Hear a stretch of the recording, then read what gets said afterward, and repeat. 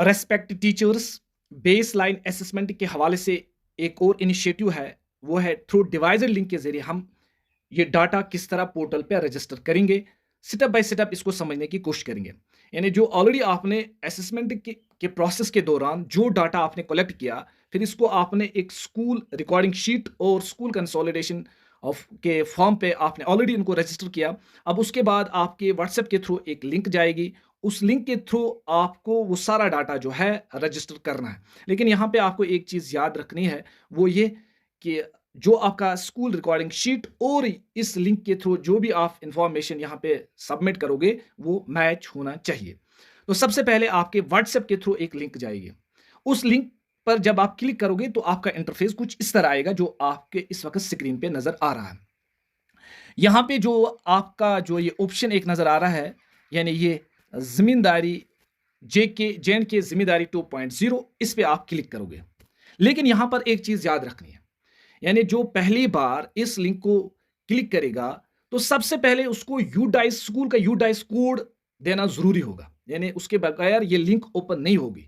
लेकिन UDISE code चूंकि हमारा 11 डिजिट का होता है, फॉर एग्जांपल मेरा यूडाइस कोड है 0101010501102, यानी 11 डिजिट का है। लेकिन जब आप ये यूडाइस कोड इस लिंक के एक ऑप्शन पे फिल करोगे तो जो पहला जीरो है उसको स्किप करना है, उसको फिल अप नहीं करना। तो आप स्टार्ट करोगे 1010501 और फिर जो आपका यूडाइस कोड है इसी तरह फिल करना। लेकिन एक ही चीज याद रखना, जो पहला जीरो है उसको स्किप करना, बाकी जितने भी डिजिट्स है वो आप इसी तरह फिल करोगे, तब जाके आपको ये लिंक जो है ओपन हो जाएगी। अगर आपने सारा यूडाइस कोड ये 11 डिजिट का फिल किया तो आपकी ये लिंक ओपन नहीं होगी। अगर फिर से कोई भी प्रॉब्लम आपको इसको ओपन करने में आएगी तो आप कांटेक्ट कर सकते हैं। तो चलिए, आपने सबसे पहले यूडाइस का कोड दिया, उसमें पहला जीरो जो है वो स्किप किया और बाकी जितने भी डिजिट्स है वो फिल किए। उसके बाद जो ही आपने उस पर क्लिक किया तो आपका इंटरफेस कुछ इस तरह आएगा। इसमें जो आप देख रहे हैं यहाँ पे जे के जिम्मेदारी 2.0, इस पे आप क्लिक करोगे। यानी जब आप इस पे क्लिक करोगे तो आपके पास दो ऑप्शंस होंगे, यानी कुछ इंटरफेस आपका इस तरह रहेगा स्क्रीन पर। एक जो नीचे आप देख रहे हैं इस पे लिखा हुआ एंड लाइन असेसमेंट, इसके साथ हमें कुछ नहीं करना है। और दूसरा जो इस वक्त लिखा हुआ है बेस लाइन असेसमेंट, इसी पे हमें क्लिक करना है। तो ये जो आपकी बेस लाइन असेसमेंट है इस पे आपको क्लिक करना है।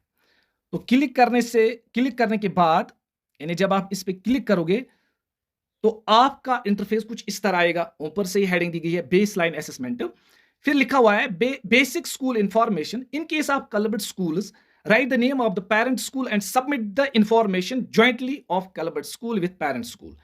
यानी ये उन स्कूल्स के लिए जिनके कुछ स्कूल्स क्लब किए गए हैं तो उनको ज्वाइंटली ये इंफॉर्मेशन फिलअप करनी है। अब यहाँ पे देखिए ये जो आपके पर्टिकुलर्स आपके स्क्रीन पे है, कुछ पर्टिकुलर्स आपके इस तरह आएंगे। सबसे पहले डिस्ट्रिक्ट का नाम, इसके बाद जोन नेम, इसके बाद क्लस्टर नेम, स्कूल नेम और इस तरह आपका डाइस कोड यानी यूडाइस कोड।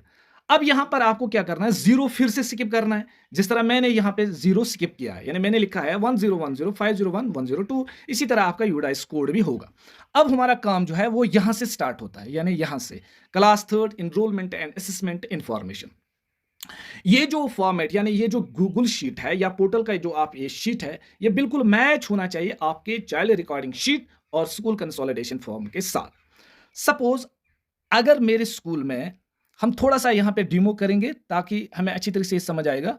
सपोज अगर मेरे स्कूल में total students third children enrolled in school, अगर मेरे स्कूल में जो है सपोज 13 स्टूडेंट यानी 13 स्टूडेंट्स थर्ड में है।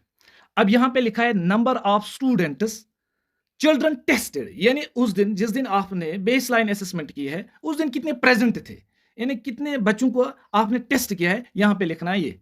सपोज अगर मेरे पास 13 स्टूडेंट्स थे, 11 मेरे पास प्रेजेंट थे, तो मैं यहाँ पे लिखूंगा 11।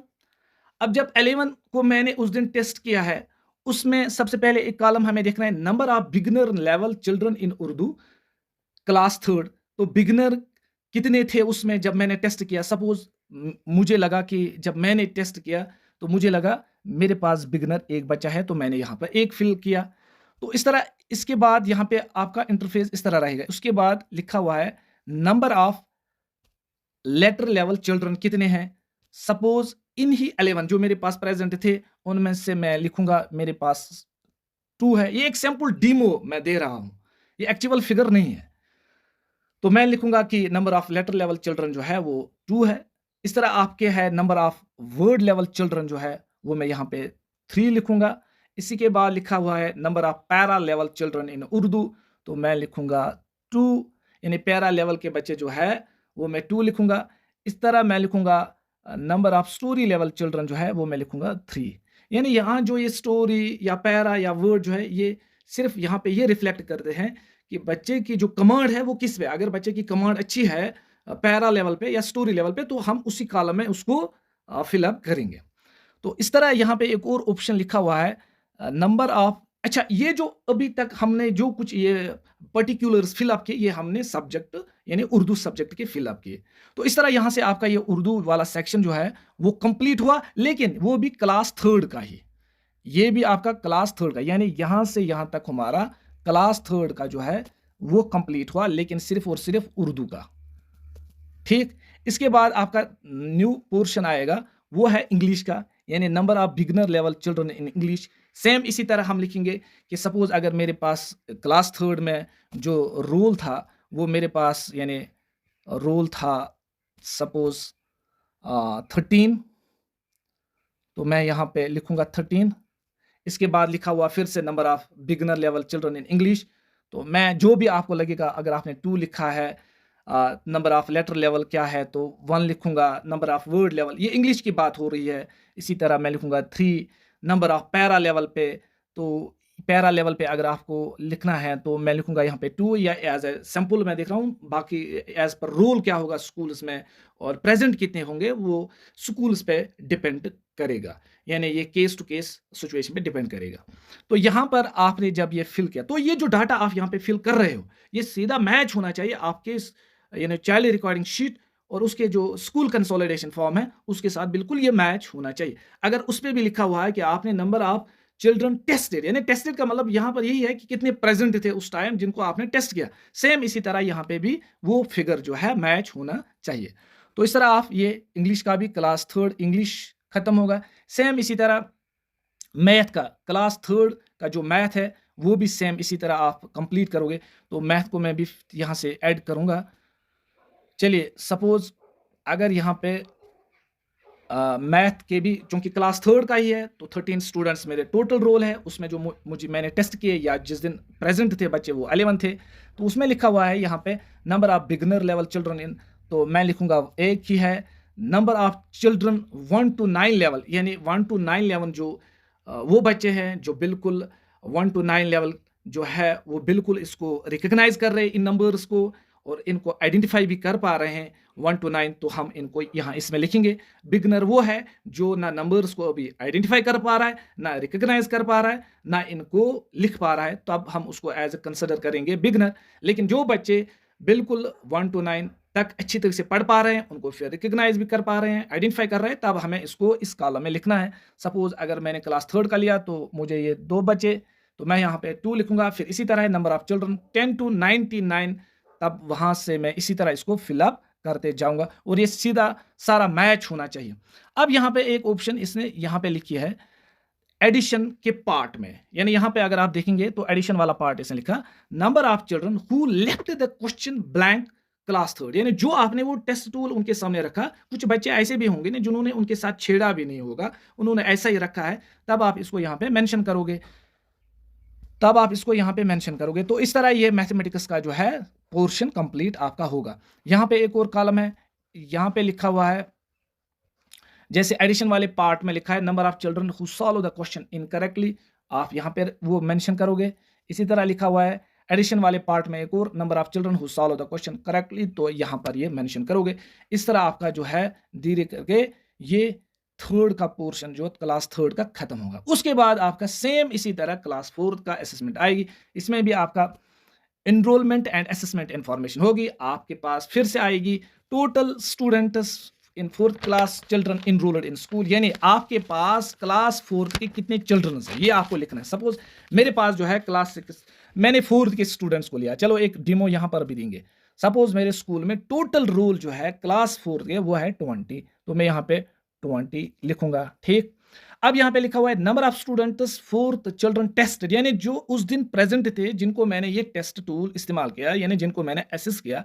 तो अब हम लिखेंगे मेरे पास सपोज उस दिन 18 प्रेजेंट थे। अब लिखा है नंबर ऑफ बिगनर लेवल के चिल्ड्रन, यानी बिगनर उसमें कितने थे, तो मैं लिखूंगा सपोज 1। इसी तरह लेटर लेवल पे कितने थे, तो मैं लिखूंगा 2।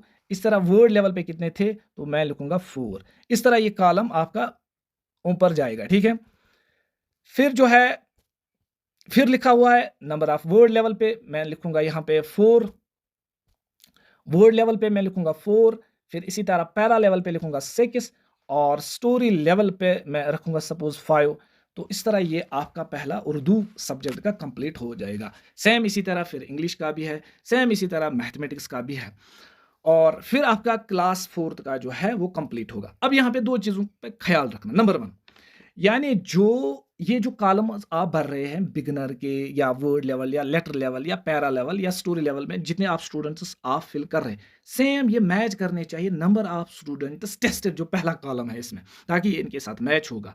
ये सपोज अगर हमारे पास 11 स्टूडेंट्स प्रेजेंट थे तो 11 इन डिफरेंट कॉलम्स में आने चाहिए। बस ये एक चीज याद रखनी है नंबर 1, तब जाके ये सबमिट होगा। अगर इसमें आपको ये इसने वैरी किया तो फिर ये सबमिट नहीं होगा, नंबर 1। और जो मैंने ऑलरेडी आपको कहा कि जो चाइल्ड रिकॉर्डिंग शीट और स्कूल कंसोलिडेशन जो फॉर्म है इसके साथ बिल्कुल मैच होना चाहिए। तो ये प्रोसेस इसी तरह कंटिन्यू रहेगी। तो अब मैं आपको लास्ट पे आऊँगा। देखिए फिर आपका इसी तरह क्लास 5th का यही सेम कॉलम रहेंगे, students present, tested, beginner level, letter level, word level, para level and story level. Same ये प्रोसेस कंटिन्यू रहेगी टिल एंड तक आपका जो है यहाँ पे ये खत्म होगा।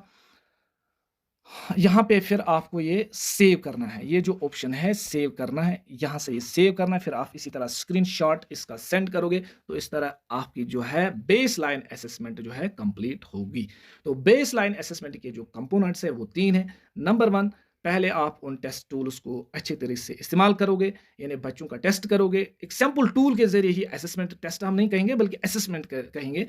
असेसमेंट वर्ड जो है वो बेस्ट है, तो आप इनको असेस करोगे और फिर जो आपको रिजल्ट वहां से आएगा आप वो चाइल्ड रिकॉर्डिंग शीट और स्कूल कंसोलिडेशन फॉर्म में रजिस्टर करोगे। रजिस्टर करने के बाद फिर आपके व्हाट्सएप के थ्रू ये लिंक जाएगी। इस लिंक के थ्रू आप ये सारे पर्टिकुलर जो है वो फिलअप करोगे। तो इस तरह आपकी बेस लाइन असेसमेंट जो है वो कंप्लीट हो जाएगी। और फिर याद रखना ये इसका जो लास्ट में जब आप इस पर क्लिक करोगे सेव पर, जो फिर आप इसका एक स्क्रीनशॉट स्क्रीनशॉट सेंड करना। तो थैंक यू वेरी मच। अगर फिर से आपकी कोई जगह पे कोई डाउट रहा होगा तो प्लीज़ आप कांटेक्ट कर सकते हो। Thank you very much.